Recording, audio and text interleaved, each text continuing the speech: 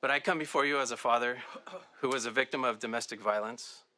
I come to you as a father who spent 4 hours in a period of 4 years of seeing my children. So in other words, I got to see my children 1 hour a day, 1 hour per year in 6 years of going through child and divorce custody.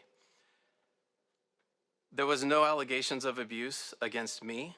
There was a false allegation against one of my family members, which kept the court process moving forward.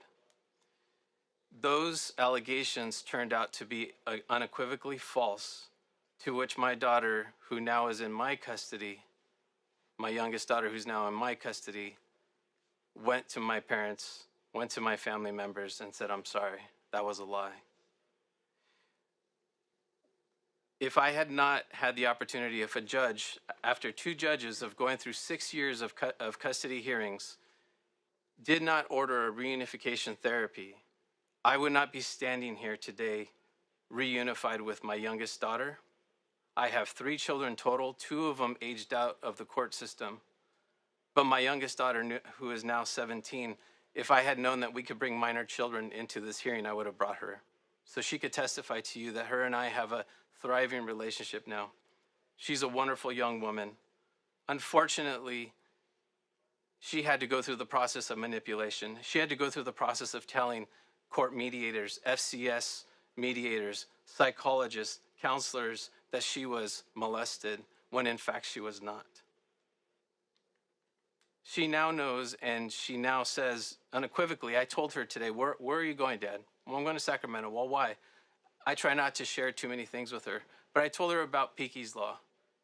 And I found out that Piqui was never a part of a reunification therapy process to begin with. So how can we come here and say, again, with all due respect, Piqui was not part of a reunification therapy process, so how can we even go forward with speaking about nullifying reunification therapy? If we take that out of the hands of the judge, then you directly would be telling me that it did not work, and you would be speaking to my daughter who said that reunification therapy did not work when in fact it does, and she's a thriving young woman. She also has been able to bring my other 2 children back into my life. So the reunification therapy does in fact work. There were 4 psychologists prior to the one who did the reunification therapy with my family, and they all came to the same conclusions, that the children were being coached, that they were lying, they were being manipulated. And so I come to you today in opposition, respectfully, that reunification does in fact work.